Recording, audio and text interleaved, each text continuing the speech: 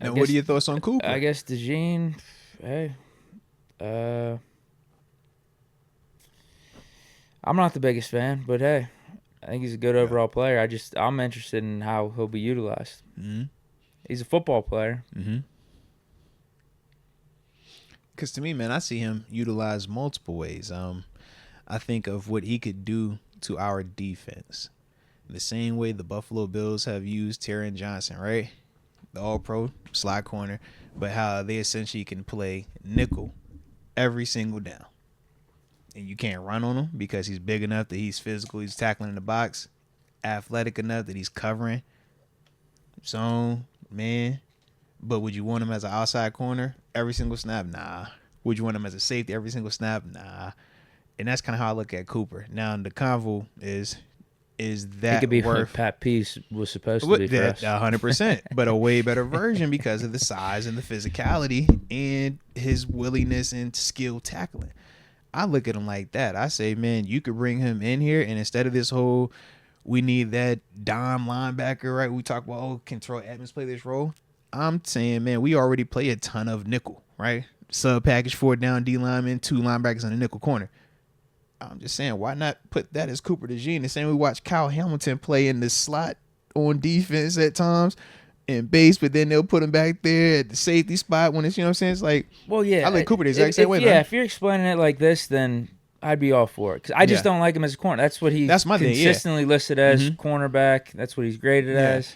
Which is fine for a couple snaps on the outside if you want to keep the defense or the opposing offense on their toes. Yeah.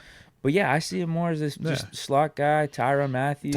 That's another one. Yeah. So is that worth the 20th overall? I think that's the next question then. The way that I looked at it was, I'm not drafting the slot corner at 20, but I'm drafting this player because I do think that Cooper as a player is that talented.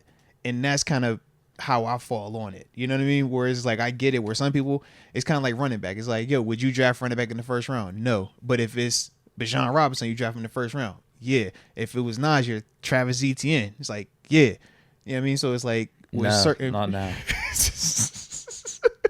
Hindsight 2020, sure. When we was both in here hyped that night, I knew how it was. I knew it wasn't smart at the time, but you just leaped into it. I did. I figured we were drafting him. I thought he was the best back of the group. So, okay. We need a running back. I can't believe you said, man, I remember, though, because, I was ET, I was like, but you I like Javonte, too. Oh, yeah, Javonte was definitely nice coming out of UNC. Yeah. He's been banged up a little bit, though. Yeah. When he's been playing, he's probably been the best of the group. Yeah, you make a case for that. Yeah. But, that's the one thing with Cooper. It's like, if we're going to utilize him in that vein, and I'm looking at him exclusively as a player, not a position. I'm just saying, yo, this is a guy that makes our team better. He makes our defense better. He's going to open up a lot for what we can do versatility-wise. He can make sure that Minka, if we need to keep him back, we can do all of that type of stuff with him. And we know in the AFC North, teams want to run that thing. Teams still try to be physical. So it's like, man, we got an answer if they try to play that game, but we also have an answer if you try to space us out and make us play that way, because he is athletic. He still can get it done. And we play, like I said, we do that, man, but we do a lot of that cover 2 stuff, man, where his eyes on the quarterback, jumping, reading routes, which he does very well. Now, if you want him in an exclusive man situation, I think that's where you do him a disservice. But like you said, if you're utilizing like how I kind of see us being able to play him out there, man, I think it could definitely work. You got me intrigued. And it's more so because I saw him when they brought him in on the visit. It's like, this dude's a heck of an athlete, bro. You watch him return punch, like he's dope. It's just he's lighter, you know. I think if he was tanned up a little bit more, I think people look at him differently, bro. He's very, very light skinned, so you know how that goes, bro. It's a lot of PTSD when they get further away from the ball. You're like, bro, whoa, wait, man. No, don't go to the secondary. Come back up, the O-line, D-line, linebacker best case. Yeah. But it's like, I think that he's a little different. I'm just like, yeah, I think he's a little different. I think the criticisms are legit, though, about his like stiffness in his hips, and that's why we're talking about him not being strictly outside. When you talk a big body like him compared to them other dudes, man, not just in height, the weight as well. But when we saying big athlete, bro, That's what he's a big athlete, bro. Yeah, he ran good. He did that private workout or whatever. He ran pretty good at that. Because he's fresh. You can see it. I mean, he does, Frazier, like, whenever you watch him, he does explode. Like, he is right by the ball. He, he could be there and snap of a finger. Yeah. And he's going to hit you, bro. Yeah. He's going to hit you, bro. Good in the run defense. And there's things that are attractive about him as a prospect. And but he give you a punt return. Yeah, I don't like him as the outside corner. You seen the punt return? He get low, bro. He housing it, bro. Yeah. Just saying, man. Okay. So but yeah, outside corner, outside corner, he's not an outside guy. For a little, a few snaps or something, just to have different personnel and just different combinations out there, maybe. But in base, you can get away with it. Base early downs, you can get away with it because you think in more your own concepts. But the thing is this: if you try it too much, a team is eventually not something deep, right? What? What I mean in terms of the base stuff. He's not going to get killed on a deep over in the sense of how he plays it. He's playing from off coverage. That's the difference between him and Pat P. Remember when I said with Pat P, it's like, bro, because he's been such an elite athlete his whole career, eventually your athleticism fades, but sometimes that fades before your mind lets you know that. So while you up here pressing this, thinking you can run with it, and we say, he don't always put hands on it.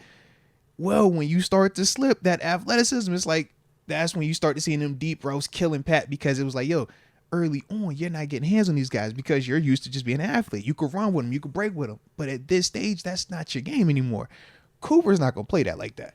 Cooper's playing off coverage, big vision, and he already know what it is. But he's not the same type of athlete as Pat P. Pat was like freaky, man. Yeah. Like Pat don't got to touch you and he going to run with you, mirror you step for step 30 yards downfield. Cooper ain't never been that type of, DB to me. But I do feel like he's the guy that with certain matchups, he'll be able to man up. Yeah.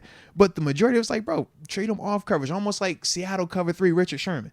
You didn't looking at Sherman to play like Revis, but it's like, Sherman, you can do this big vision, run down the grass. If I got a 5 to 7 yard cushion, you're not about to just run by Cooper 4-4. Like, you're not running by that. But that's the part for him where it's like you just got to know how to utilize him in the matchups. Yeah. And knowing that we got JPJ, I'm telling myself, who's facing the unicorns on off? Man, JPJ, that's what you for. You get all them number ones, all them scaries, you're getting that. Cooper can handle it too. Yeah, if you want to throw the short pass to the number 2, Cooper will come up and tackle too. So that's why I'm like, as a 2, you can play Cooper out there on base downs early on. And then when we get to that sub package, you bump him in. Now he's your slot. And now I'm good. I still got Dante Jackson out there. He's still a heck of a dude that's going to be able to play for us. Yeah. Huh. But that's kind of how I see it, though. But that's the only way that I can see it with that. If you telling me that Cooper is playing outside and outside only, I don't like the move. Yeah, I think it'd be a terrible call. Some team will probably do it. You know they will. It always happens. I would trust us to figure out a way to make a Swiss Army knife. Yeah. Yeah, because the same way we use Minka at times like that, it's like, bro, Cooper is going to give you all of that. But without having to take away from what Minka does great. Because Minka can play down the line of scrimmage. Minka can make plays like that. But that's not what Minka does great. Minka's ball skills, Minka's ability to read routes, jump, take advantage of the quarterback. That's what he does great. I'm like, early on, Cooper, though, man. We said Harrison Smith earlier, right? Come on, bro. I mean, I actually think. Come on, bro. Well, technically, he should be better in coverage than a Harrison Smith come on, or a bro. Tyrann Mathieu. You see what I'm saying? Like, come on, he bro. He should be better. Like, if you're selling me we can get Tyrann Mathieu, come on, man, is better in, like, man-to-man coverage, then, you got me sold. The thing with the Honey Badger was his instincts and his ability to create the splash play. That's what makes Tyrann, like when he's reading that thing and he's seeing this combo coming, he knows when to jump this route.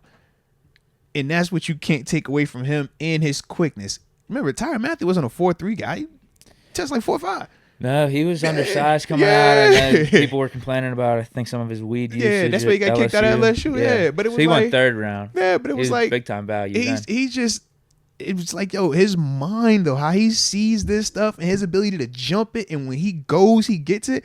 That's what made him so special, man. Yeah, but all them dudes, it's like you can see how they can work in this thing.